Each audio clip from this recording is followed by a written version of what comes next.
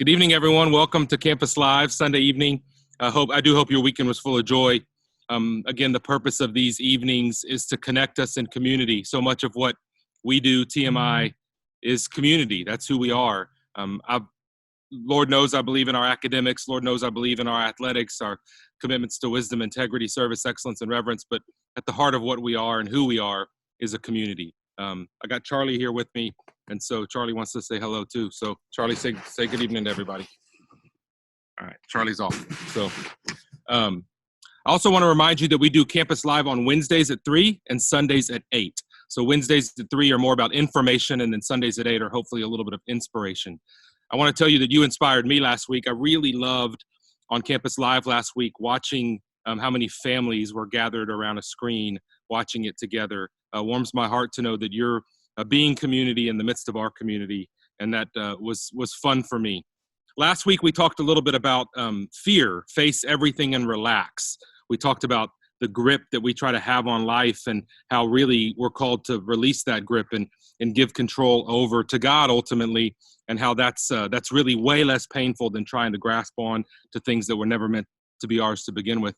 Today, as a matter of fact, a friend of mine sent me a clip of a preacher talking about how items have different value depending on whose hands they're in. And it made me think about last week's topic that we talked about on Sunday evening. And his image was like a basketball, for example. And this guy said, a basketball in my hands is worth about $15, but that basketball in the hands of LeBron James is worth millions of dollars. A golf club in my hands is worth $50, but a golf club in the hands of Tiger Woods is worth millions.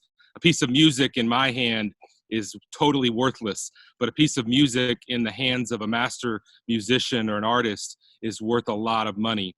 And ultimately, the reminder in that video that I just watched not too long ago was that when we try to put things in our own hands, they're actually less valuable than if we give those to the world, if we share those, if we give it ultimately to God. That things have value depending on whose hands they're in. And so that was a nice reminder to last week's message of quit trying to control and ultimately open your hands to the world around you. Which leads me to tonight's message, and I want to continue on this theme of stories in the Bible from the Easter time. And I want to tell you a story about the disciples. This is from the Gospel of John. And so this is after Jesus had been crucified. They're scared to death. Jesus actually had appeared to the disciples in a room, and then one of them was not there. And the one who was not there was named Thomas. And so about a week later, the disciples are back, and Thomas comes back into the room. And the disciples say, "Oh my gosh, Thomas, you'll never believe what happened. Just last week, Jesus came back. He was with us. It was the coolest thing ever." And Thomas doesn't believe. And if I asked you to describe Thomas, if you know the story from Scripture, if I asked you to define or describe Thomas in one word, on the count of 3, you would all say 1, 2, 3, doubting Thomas. That's what he's known for. And I always feel like that's a little harsh, because what would it be like if you were forever known, your legacy for your 2,000 years from now, your legacy would be based on one action on one day? We remember Thomas as doubting Thomas because one day in the midst of his life, he doubted. I'd hate to be known as grouchy Scott or foot-in-the-mouth Scott or irritable Scott or overreactive Scott because of one day. But ultimately, we hold Thomas accountable 2,000 years later because he had doubt on one day. But really, if we think about that story, it's not God that Thomas doubted. So remember, friends are in a room telling him a story. "Oh my gosh, Thomas, we saw Jesus. We touched his hands. We touched his feet. We saw him in the flesh." And it's not God that Thomas doubted. It's his friends. It's his community. He doesn't believe the words that they're saying to him. Thomas doubts his community. Even though they got to see and he didn't get to see, his doubt is in their story. He doesn't believe them, which is understandable, because let's go back. They just witnessed their friend suffer a terrible death, a death that was meant for criminals, a death that was torture. They witnessed that, and then they scattered. I mean, they were scared to death. Remember in the garden, some of them were asked, "Hey, don't you know that guy that Jesus that was just killed?" "Don't know him, never saw him, never heard of him." So these disciples have scattered and they've run. And I wonder what that week was like for them, the week between watching their friend die and him appearing back to them. I wonder what guilt they carried, what fears they had. Would they ever see him again? What was it all about? Are they coming for me next? Imagine the fear and the feelings that these disciples are wrestling with. And what's really cool to me, which we understand in the story but have to dig in to really grasp, is that they're back together now in this room. So I wonder, who was the first one to go back to that room, that upper room, that place that was familiar to them? Which one of them was the first one to say, man, I'm scared and I'm broken and I don't know what this is all about, so I'm going to go back to a place that I remember feeling joy? So one of them went back first, and then imagine them in that room, kind of scared still and afraid, and the door cracks and it creaks, and oh my gosh, who is it? And it's his buddy. It's the other disciple. It's another friend. And then the door opens a little bit later, and eventually, one by one, these disciples come back. And this gets to the heart of what I want to get at today, is they come back because they know that they're better together than they are apart. They know that they're stronger in community than they are in isolation. They know that the pain that they're experiencing is not being healed and not being touched, and the depth of their heart that is so broken is just as broken in isolation as ever, so they go back in hopes of community. They knew they were better off together than they were alone. They knew that in their greatest time of need, they needed each other to pull them through. I believe that transformation rarely happens in isolation. I believe that transformation happens in community. On our TMI campus, it's in the classroom, in the project, with the teacher, with the coach, with your peers. That's where transformation happens, is in community. And it's really important to realize, so that this community is back, right? These 10, 11 disciples, they're back in community. And Jesus appears to them for the first time when they are together in community. Jesus comes and brings peace into community. Now, what Jesus could have done, remember, there was at least a week that they were in isolation, that they were spread out.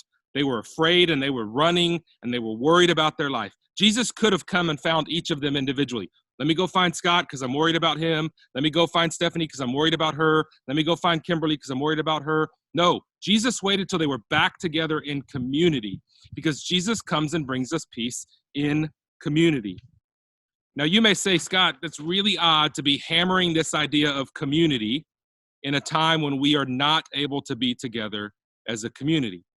And so I have two reasons for wanting to remind you of the gift of community. One is gratitude. I think that when we are stressed or frustrated or lost or broken, that gratitude is really a gift that can unlock some joy in our lives. And so I tell you that because I am really grateful right now that I am a part of the TMI community. Even though we're not the community in the way we want to be today, I know what kind of community we are, and I know what kind of community we will continue to be, and for that I am grateful. And so I tell you that because I hope in the midst of your own experience that you can draw with gratitude on the opportunity to be a part of this community. And I also hammer home community because I bet that for some of you, these times are harder than ever before. For some of you, being home, being in isolation, being away from your job, being away from your peers, being home is really difficult. And I bet some of you are trying to do it on your own. For our students, I bet there are some of our students, I don't bet, I know, there are some of our students that are lacking motivation, lacking the desire to get up early and get after their work and stay focused.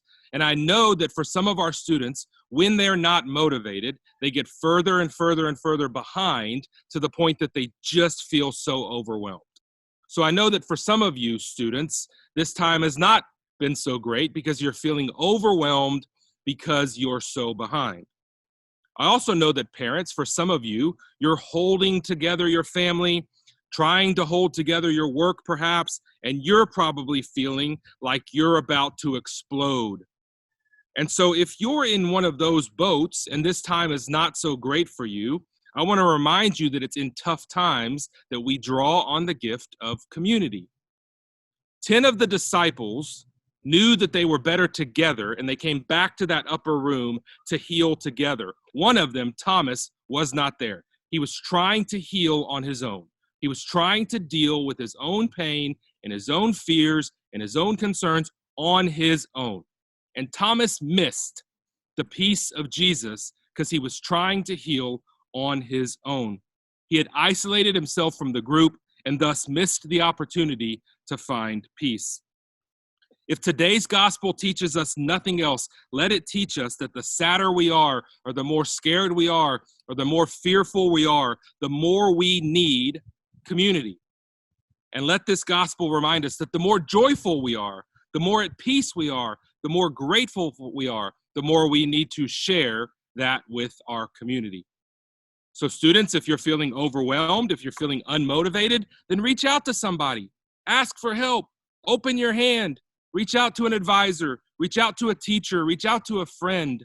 You're not meant to go through this alone. And parents, if you're on constant simmer and you're one click away from boiling, then reach out to somebody. Call an old friend. Ask for help.